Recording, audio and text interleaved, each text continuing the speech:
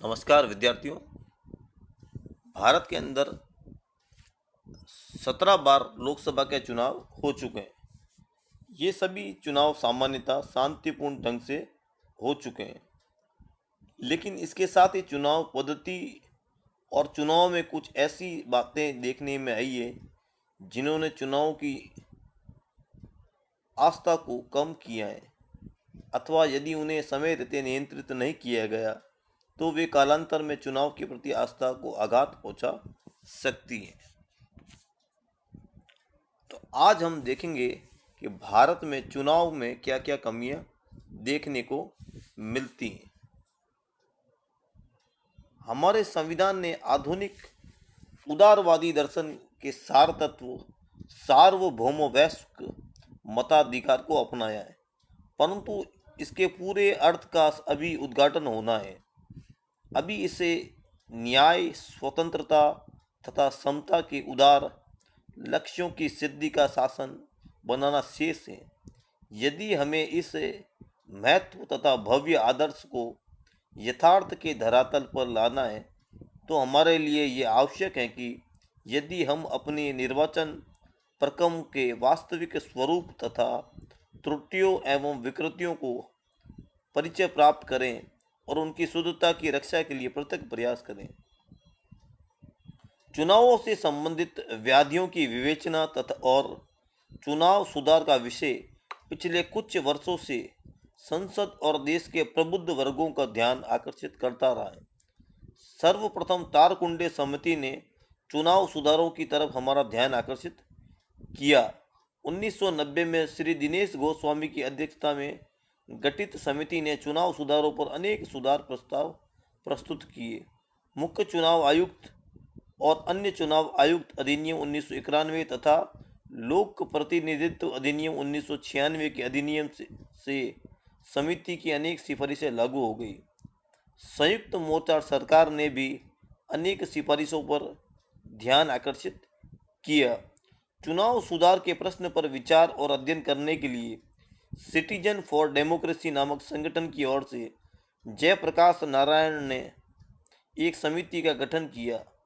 महाराष्ट्र उच्च न्यायालय के भूतपूर्व न्यायाधीश और प्रसिद्ध रेडिकल कम्युनिस्ट वी.एम. तारकुंडे ने इसके अध्यक्ष थे। समिति को कहा गया था कि वह देश के निर्वाचन कानून में निहित दोषों को दूर करने के उपाय खोजें। इसका प्रतिवेदन छप चुका है। राष्ट्रीय मोर्चा सरकार ने इसके विधि मंत्री दिनेश गोस्वामी की अध्यक्षता में चुनाव से संबंधित सुधारों की अनुशंसा के लिए अनेक सुधार किए। आज अगर हम देखें, चुनावों को लेकर अनेक कमियां सामने आती हैं। उसमें से कुछ हम प्रमुख कमियों की ओर हम ध्यान आकर्षित करते हैं। प्रथम कमी है राजनीतिक दलों को प्राप्त जन समर्थन और स्थानों के अनुपात में गंभीर अंतर। भारत में साधारण बहुमत की जो निर्वाचन पद्धति अपनाई गई है, उसके अंतर्गत प्रत्येक निर्वाचन क्षेत्र से वह उम्मीदवार निर्वाचित घोषित होता है जिसे सबसे अधिक मत मिले हो, चाहे वो विरोधी अथवा पराजित उम्मीदवारों को मिले मतों का योग उसे प्राप्त मतों से कितना ही अधिक हो। इसके परिणाम स्वरूप बहुधा उस दल को बहुमत बनाने का अवसर मिल जाता है जिसे दल के बहुमत का समर्थन प्राप्त नहीं है, और छोटे दलों को उन्हें प्राप्त जन समर्थन की तुलना में बहुत ही कम समर्थन प्राप्त होते हैं। महत्वपूर्ण तथ्य है कि कांग्रेस, जिसने प्रथम 3 चुनावों में 70% से अधिक, चतुर्थ आम चुनाव में 54%, 1971 में 68%, 1980 में 64% स्थान प्राप्त किए, वह इनमें से किसी भी चुनाव में 50% मत प्राप्त नहीं कर सकी। 1980 के लोकसभा चुनाव में एक विसंगति इस रूप में देखी गई कि जनता पार्टी ने मतदाताओं की 19% और जनता दल एस ने 9% मत प्राप्त किए, लेकिन जनता दल एस को जनता पार्टी की तुलना में 10 स्थान अधिक प्राप्त हुए। 1999 की 13वीं लोकसभा चुनावों में कांग्रेस को 114 स्थानों के साथ 28% मत तथा भाजपा को 182 स्थानों के साथ 23% मत प्राप्त हुए। 2014 में संपन्न लोकसभा के चुनाव में विभिन्न राजनीतिक दलों को प्राप्त मतों के प्रतिशत और उन्हें प्राप्त स्थानों से भी ये बात नितांत स्पष्ट है।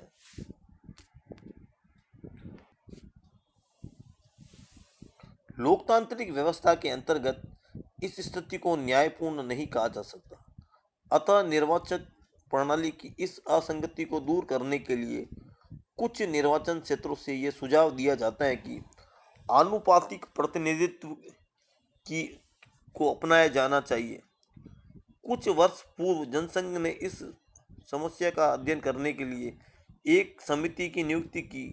इस समिति ने सुझाव दिया कि देश में चुनावों के लिए आनुपातिक प्रतिनिधित्व की सूची प्रणाली को अपनाया जाना चाहिए, जिससे प्रत्येक राजनीतिक दल को उसे प्राप्त जन समर्थन के आधार पर विधानमंडल में स्थान प्राप्त हो सके।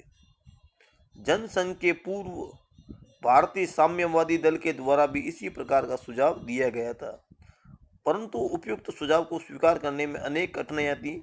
सूची प्रणाली या आनुपातिक प्रतिनिधित्व का अन्य कोई रूप एक जटिल पद्धति है और भारतीय मतदाता इसका उचित रूप में प्रयोग कर सकें, इसमें निश्चित रूप से संदेह है। इसके अतिरिक्त वर्तमान समय में चुनाव आयोग के पास कुल मिलाकर 50 से अधिक राजनीतिक दलों का पंजीकरण हो चुका है। आनुपातिक प्रतिनिधित्व किसी भी रूप में अपनाने पर छोटे छोटे राजनीतिक दलों में भी अधिक वृद्धि होगी, जिसका परिणाम राजनीतिक अस्थिरता हो सकता है।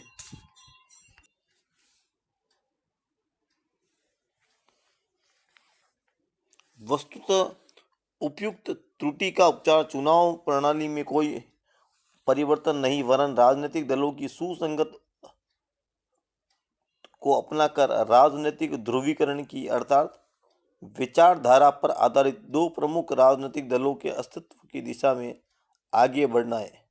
वर्तमान समय में चुनाव आयोग राष्ट्रीय तथा राज्य स्तर पर उन दलों को मान्यता देता है जिन्हें मतों का एक निश्चित प्रतिशत प्राप्त होता है, किंतु मान्यता प्राप्त न होने वाले राजनीतिक दलों के चुनाव लड़ने पर कोई प्रतिबंध नहीं है और इस कारण मान्यता प्राप्त होने या न होने से कोई अंतर नहीं पड़ता।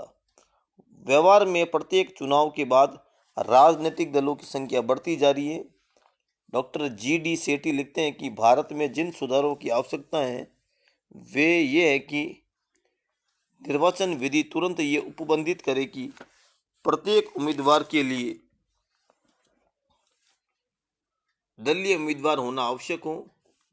संबंधित दल का पंजीकरण आम चुनाव के कम से कम 1 वर्ष पूर्व कराया जावे। यदि किसी दल को कुल दिए गए मतों का न्यूनतम निर्धारित प्रतिशत, कह लीजिए लोकसभा में 3%, राज्य विधानसभा में 5% प्राप्त नहीं हो, तो उस दल के प्रतिनिधित्व का अधिकार समाप्त हो जाना चाहिए। यह कदम छोटे दलों को उनसे मिलते जुलते बड़े दलों में मिलने के लिए प्रेरित करेगा और इससे राजनीतिक दलों की संख्या को कम करने में मदद मिलेगी। चुनाव में धन की बढ़ती भूमिका। चुनाव में एक अत्यधिक गंभीर दोष चुनाव में धन की बढ़ती भूमिका के रूप में सामने आया है। हमारे कानून निर्माता इस दोष के प्रति सचेत थे। इसी कारण अनेक उनके द्वारा चुनाव में उम्मीदवार द्वारा किए जाने वाले व्यय की सीमा निश्चित की गई है।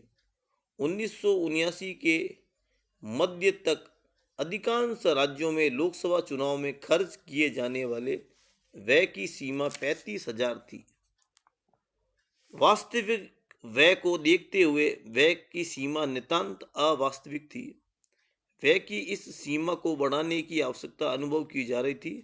अतः 31 दिसंबर 1997 को एक अधिसूचना जारी करके प्रत्याशियों द्वारा की जाने वाली चुनाव व्यय की सीमा में वृद्धि कर दी गई।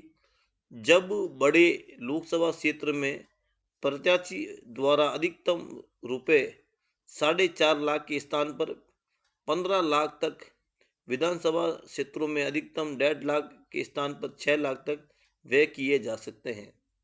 प्रत्याशियों द्वारा किए जा सकने वाले चुनाव व्यय की अधिकतम सीमा इससे पूर्व अक्टूबर 1994 में संशोधन किया गया था।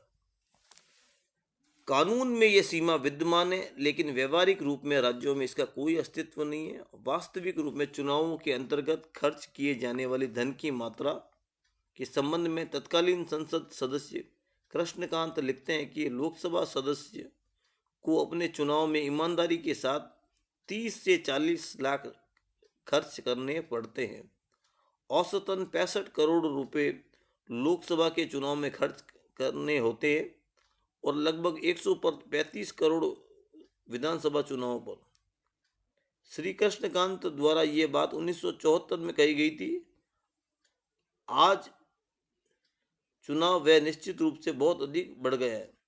चुनाव कार्य से परिचित व्यक्ति बताते हैं कि अब तो लोकसभा चुनाव में औसतन 5 से 10 करोड़ खर्च करना होता है। इसके अंतर्गत भ्रष्ट उपायों के रूप में खर्च की जाने वाली राशि शामिल नहीं है। सार्वजनिक जीवन में दखल रखने वाले विश्वसनीय सूत्र बताते हैं कि कुछ उदाहरणों में लोकसभा उम्मीदवार ने अपने चुनाव अभियान में 10 से 20 करोड़ या उससे भी अधिक, कुछ उदाहरणों में विधानसभा उम्मीदवार द्वारा अपने चुनाव अभियान में 1 करोड़ या उससे अधिक धनराशि खर्च की है। 5 अक्टूबर 1974 को संसद सदस्य अमरनाथ चावला का चुनाव अवैध घोषित करते हुए सर्वोच्च न्यायालय ने भी चुनावों में धन की बढ़ती हुई शक्ति के प्रति सचेत किया था। चुनाव में धन की निरंतर बढ़ती हुई इस भूमिका के कारण ही काला धन और भ्रष्ट राजनीतिज्ञ एक दूसरे के प्रति जुड़ गए। वस्तुतः चुनाव में धन की शक्ति को नियंत्रित करना बहुत अधिक आवश्यक हो गया है।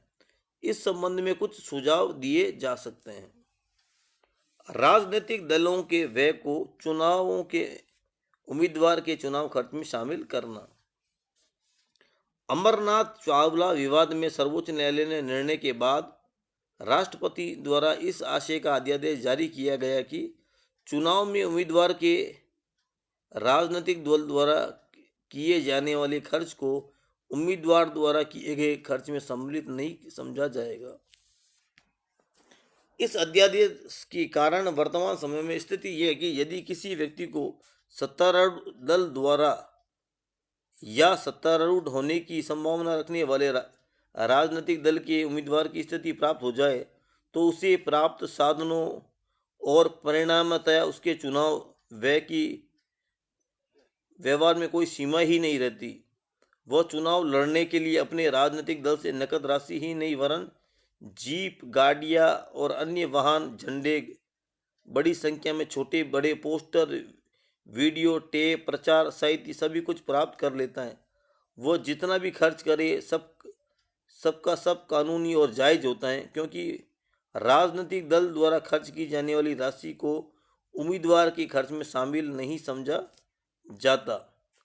चुनाव में धन की शक्ति के इस्तेमाल और प्रभाव से चिंतित चुनाव आयोग ने सितंबर 1982 में ही सरकार से अनुरोध किया था कि हम 19 अक्टूबर 1974 से पूर्व की स्थिति को पुनः अपनाना चाहिए, जिसमें राजनीतिक दल द्वारा खर्च किए जाने वाले धन को उम्मीदवार के चुनाव व्यय में सम्मिलित करने की व्यवस्था है।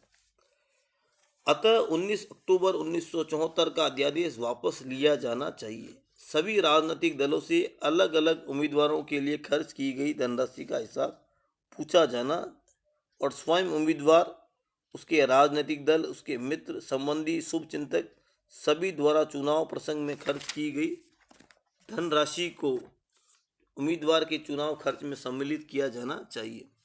यह प्रसन्नता की बात है कि हाल ही में सर्वोच्च न्यायालय ने एक महत्वपूर्ण निर्णय में यह निर्णय दिया कि उम्मीदवार के राजनीतिक दल द्वारा उस पर किए गए व्यय को भी शामिल किया जाएगा।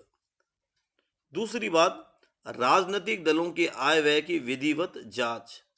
वर्तमान समय में भ्रष्ट राजनीति और काले धन के बीच एक गठबंधन स्थापित हो गया। इसे तोड़ा जाना चाहिए। अतः राजनीतिक दलों के आय व्यय का समस्त विवरण रखा जाना चाहिए। प्रत्येक राजनीतिक दलों के लिए प्रतिवर्ष मुख्य चुनाव आयुक्त द्वारा निश्चित किए गए लेखा परीक्षक द्वारा जांच शुदा हिसाब किताब अनिवार्य होना चाहिए, जिससे आय के स्रोत और व्यय के मध्य पूरे विवरण सहित बतलाए जाए। राजनीतिक दल द्वारा इस संबंध में बरती गई किसी भी अनियमितता या लापरवाही पर चुनाव आयोग द्वारा कड़ा दृष्टिकोण अपनाया जाना चाहिए और विशेष स्थिति में आयोग को अधिकार होना चाहिए कि वह संबंधित राजनीतिक दल की मान्यता समाप्त कर सके। इससे राजनीतिक दलों को प्राप्त होने वाले गुप्त अनुदानों और विदेशी सहायता पर रोक लगाई जा सकेगी। चुनाव प्रचार की अवधि में कमी करना। वर्तमान समय में नाम वापस लेने की तिथि और चुनाव की तिथि में कम से कम 20 दिन का अंतर होना चाहिए। अब ये अवधि 10 दिन कर दी जानी चाहिए। इससे भी चुनाव खर्च में कमी आएगी। संसद और राज्य विधानसभाओं के लिए एक साथ चुनाव की व्यवस्था।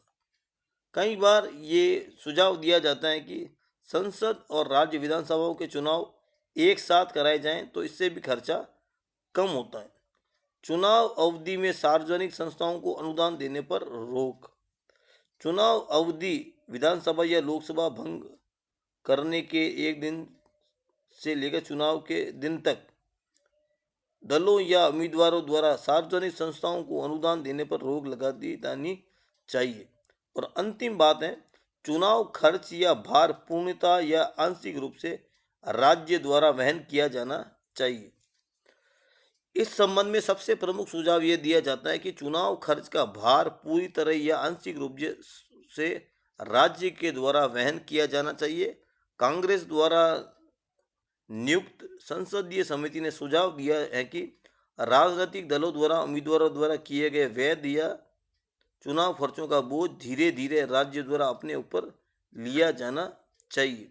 वर्तमान समय में कुछ देशों में राज्य द्वारा चुनाव खर्च का भार वहन किए जाने की व्यवस्था है। स्वीडन में सभी राष्ट्रीय राजनीतिक दलों को उनकी पिछली सफलता के आधार पर सरकार से चुनाव का समस्त खर्च दिया जाता है। दूसरी विधि मिश्रित चुनाव व्यय की है, जिसे पश्चिमी जर्मनी में अपनाया गया है। इस विधि के अनुसार सरकार चुनाव व्यय के एक हिस्से की जिम्मेदारी अपने ऊपर लेती है। ब्रिटेन और अन्य देशों में भी राजकोष से राजनीतिक सहायता देने की व्यवस्था है। भारत में ये अव्यवहारिक हो सकता है, लेकिन रजनी कोठारी के सुझाव को स्वीकार किया जा सकता है कि मूलभूत सुविधाएं राज्य द्वारा दी जा सकती हैं। तो इस प्रकार कुछ चीज़ों को अपना कर चुनाव में धन की बढ़ती भूमिका को समाप्त या थोड़ा बहुत कम किया जा सकता है।